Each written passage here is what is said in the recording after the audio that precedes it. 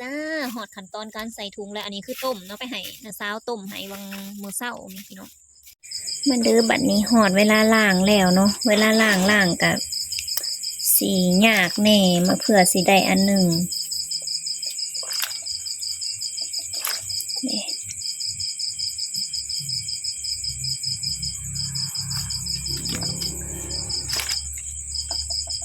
ตอนนี้ก็หอดบ้านแล้วขับรถเข้ามาแต่นะโจนมืดจนค่ำ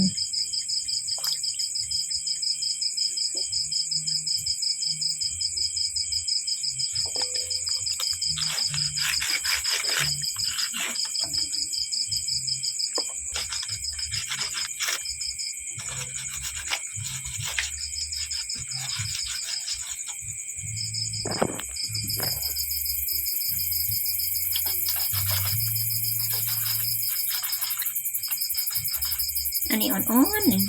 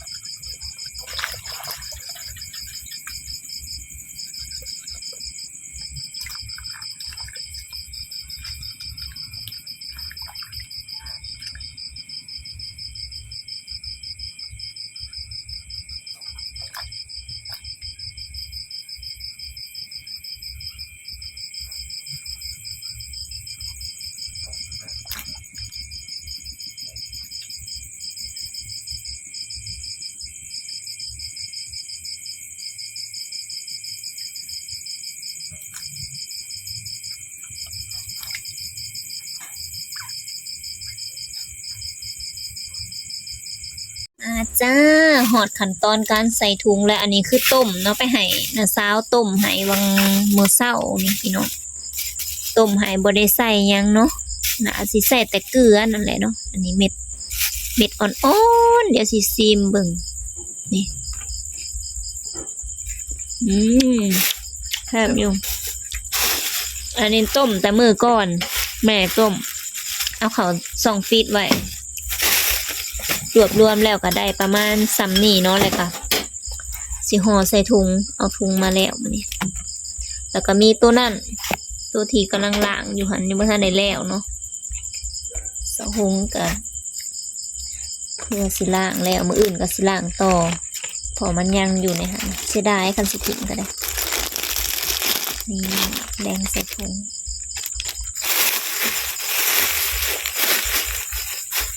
ใส่เท่าละน้อยเอามันสีบกอันนั้นมันสีไปทั่วถึงกัน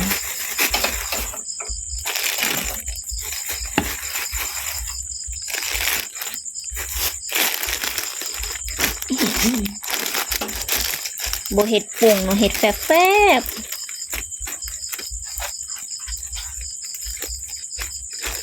ไหลลมออกเบิดเลยใส่ถุงหนึ่ง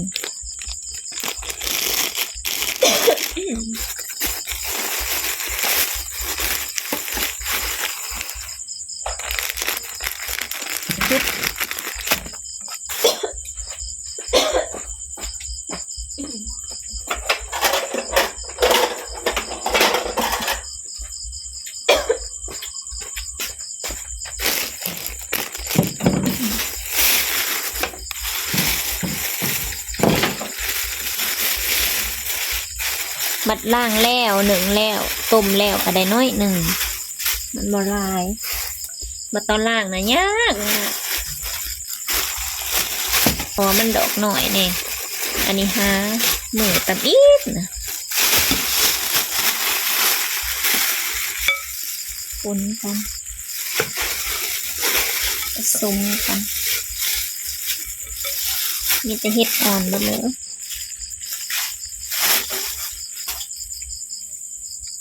อันนี้ใส่2 ฟีตไว้แข็งละแม่บอกให้เอามือจับเด้อว่าซั่น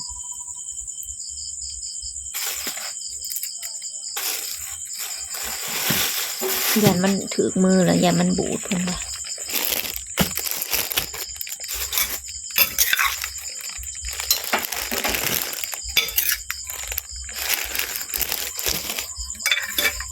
ถุงก็มีแต่3-4 ใบหนึ่งมันบ่หลายต้องซื้อมาใหม่หรอกคนอื่น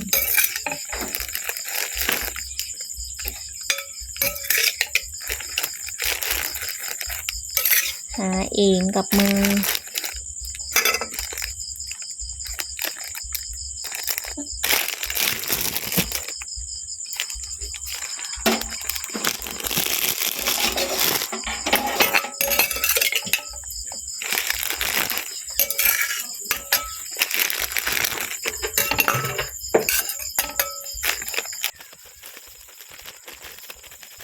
ลูกเอาแบบนี้เนาะ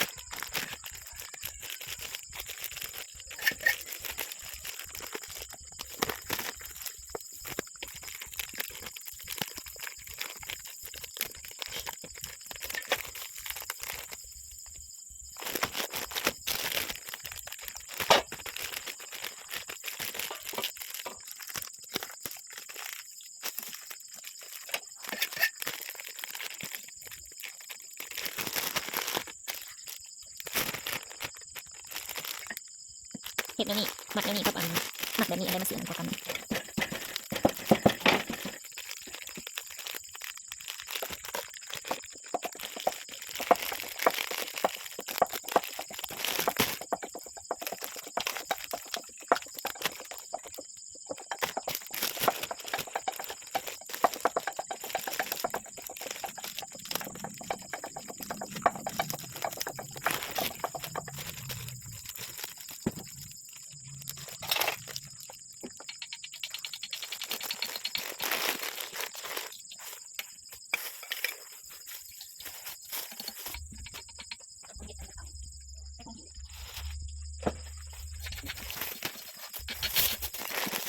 ลงกับเขามาลง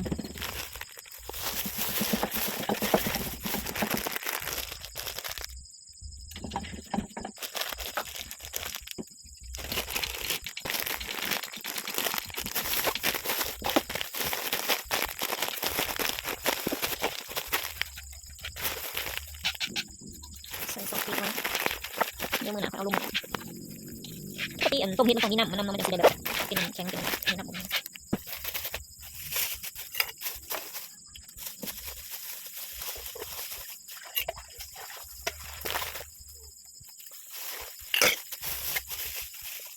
อันนี้เห็ดตัว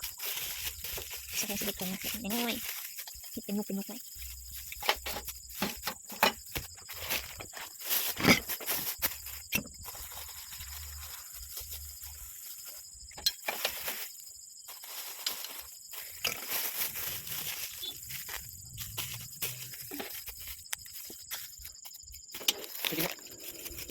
เอาของไปในหลุมขนาดนั้น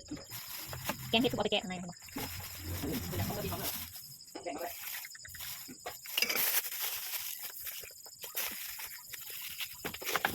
แหละมา มาเลยโลดตัวสิแล้วเยียบมาถ้วยหนึง เอาไว้ ไล่ฉันได้มาลูกถ้วยหนึงบ่ต้องเต็มตั้งน้ำเข้าไปแล้วก็ถอกเอาใส่นี่ใส่มึงสิบ่กินเบิดบ่ มาตอนนี้กูเลย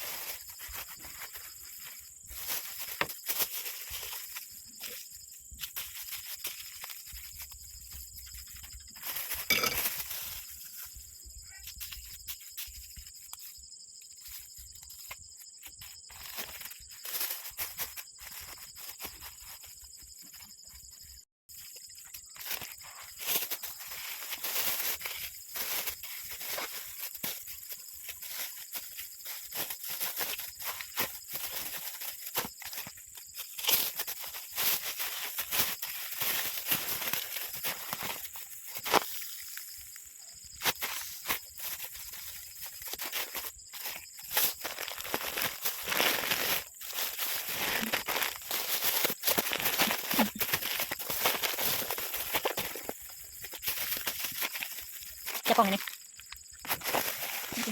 ใส่เอาไปดูมันแห้งอยู่บนนี่นะอู้เบอร์ยังนี่นะ มันแข็งในหอมืออื่นเสาในกระแสเว้นนี่ก็ยังแข็ง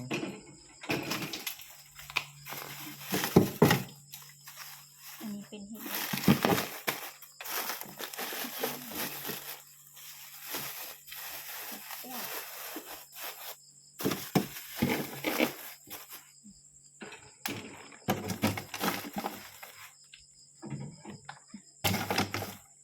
โอเคช็อกโกแลต